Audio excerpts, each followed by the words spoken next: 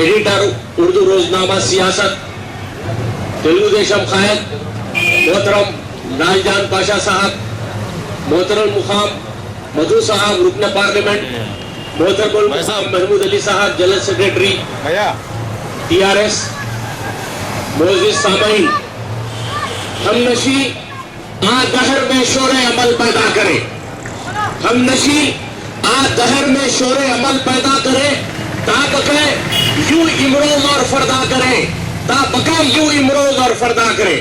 हजरात, हिंदुस्तान में जमहूरी निज़ाम ममलकत है और जमहूरी निज़ाम ममलकत दस्तूर हिंद के ताबे है।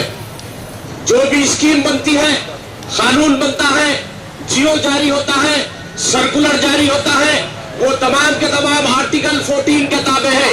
आर्टिकल 14 कहता है all are equal in the eye of law, तमाम लोग कानून की नजर में यकसा है। लेकिन हैरत की बात है कि हमारी हुकूमत जो दावा करती है कि हम दस्तूर हिंद के पाबंद हैं, वो हुकूमत all are equal before the law पर अमल नहीं कर रही है। इसकी मिसाल यह है कि फीस रीइंबर्समेंट का मसला आया तो जहां ST SC और दूसरे तुलबा को फीस रीइंबर्समेंट की तारीख का दिया गया तयक्कुन, वहां अक़लियतों और BC के लिए फीस रीइंबर्समेंट के लिए हुकूमत आंध्र प्रदेश माजूरी का इज़हार करती है। इस अहम मसले पर जिसका राज ताल्लुक हमारे बच्चों के तालीम से है, और यह जरूरी है कि हिंदुस्तान का मुसलमान तालीम के जेवर से आरास्ता हो।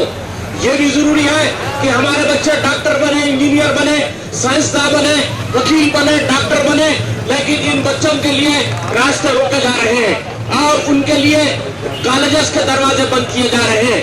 ऐसे वक्त आपने देखा कि एक रूह बेचैन होकर उठती है, एक रूह बेचैन होकर उठती है, एक के जहन में जलजला पैदा होता है, जमीन अंगाई लेता है, और वो शख्सियत है नवाब जाहिद अली खान साहब की, जो इस मसले पर उठ खड़े होते हैं और आपकी तवज्जो मबजूल कराते हैं। जाहिद अली खान साहब का ये एक ही कारनामा नहीं है, बल्कि जब कश्मीर के मुसलमानों ने आवाज दी जलजले से मुतासिर, तो जाहिद अली खान साहब लब्बैक कहते हैं। आसाम के मुसलमान जब तड़पते हैं और अपनी जायदादों पर आंसू बहाते हैं, अपनी लाशों पर आंसू बहाते हैं, तो जाहिद अली खान साहब लब्बैक कहते हैं। गुजरात का मुसलमान जब आहें भरता है तो जाहिद अली खान साहब लब्बैक कहते हैं। अब्दुल खदीर की रिहाई की बात आती है तो जाहिद अली खान साहब लब्बैक कहते हैं। इस तरह एक नहीं कई कारनामे ऐसे हैं जो ये साबित करते हैं कि जाहिद अली खान साहब हमारे बेरोश रहनुमा है, हमारे बेबाक रहनुमा है, हमारे बेखौफ रहनुमा है। इनका दामन पाक और साफ है, इनका आस्तीन किसी के खून से रंगा हुआ नहीं है। मैं आपसे पूछना चाहता हूँ, एक मिसाल दीजिए, एक स्कैंडल बताइए जाहिद अली खान साहब को मुलविस करते हुए, एक इल्जाम इनके दामन पर बताइए इनको मुलविस करते हुए।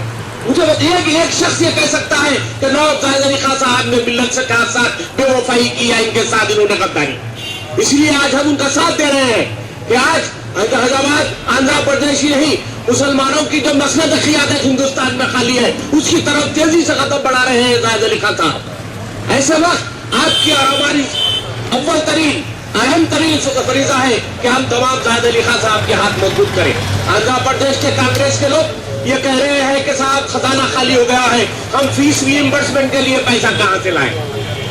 आपसे हम पूछना चाहते हैं, क्या ये बात बिल्कुल सही है कि आंध्र प्रदेश का खजाना खाली हो गया है? ऐसी बात नहीं है।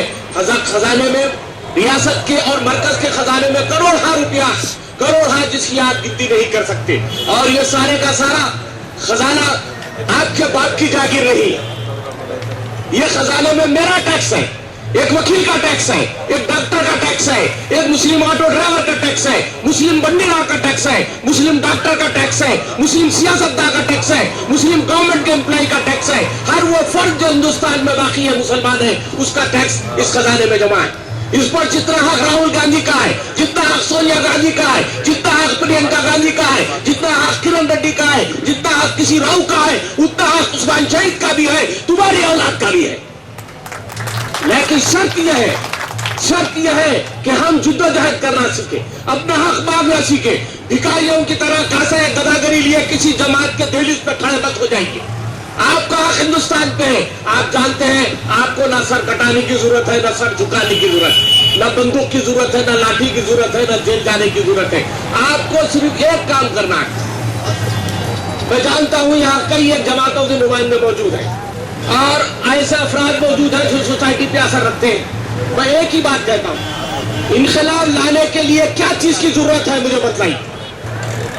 ہندوستان میں انقلاب لانے کے لیے کیا اقدام کی ضرورت ہے مجھے بتائیے. صرف ایک جنبش، صرف ایک جنبش آپ کی انقلاب لا سکتی ہے، وہ ہے آپ کا ووٹ. وہ ہے آپ کا ووٹ. اسی ووٹ نے اندرا گاندھی کا تختہ الٹ دیا تھا، شاید آپ کو یاد ہوگا. اسی ووٹ نے پھر جنتا پارٹی کو اقتدار سے بے دخل کر دیا تھا، شاید آپ کو یاد ہوگا.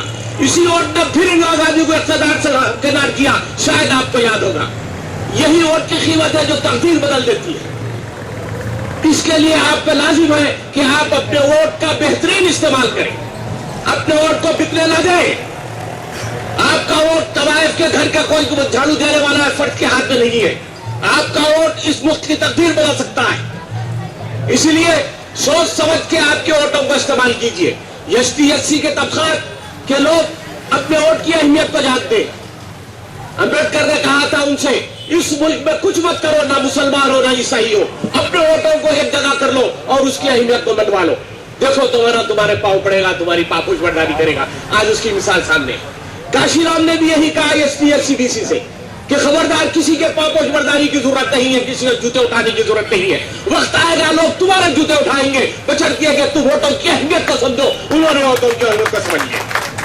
انہوں نے ووٹوں کی اہمیت کو سمجھ لیا. مایاوتی چیف منسٹر بن گئی اور آج ہر جماعت کہہ رہی ہے ہم آپ کے پاپوش برداری کے لیے تیار ہیں. سرکار ہم کو ووٹ دیجیے، ہم آپ کے مالک ہیں، ہم آپ کے نوکر ہیں، ہم آپ کے ملازم. آج جماعتوں پہ تنقید نہیں ہے، لیکن تلگو دیشم کہتی ہے ہم 100 امیدواروں کو بی سی ایس ٹی سے لے کے آئیں گے اسمبلی میں. جگن کی پارٹی کہتی ہے ہم ضمانت دیتے ہیں 100 امیدوار اسمبلی میں ایس ٹی ایس سی اور بی سی کے رہیں گے.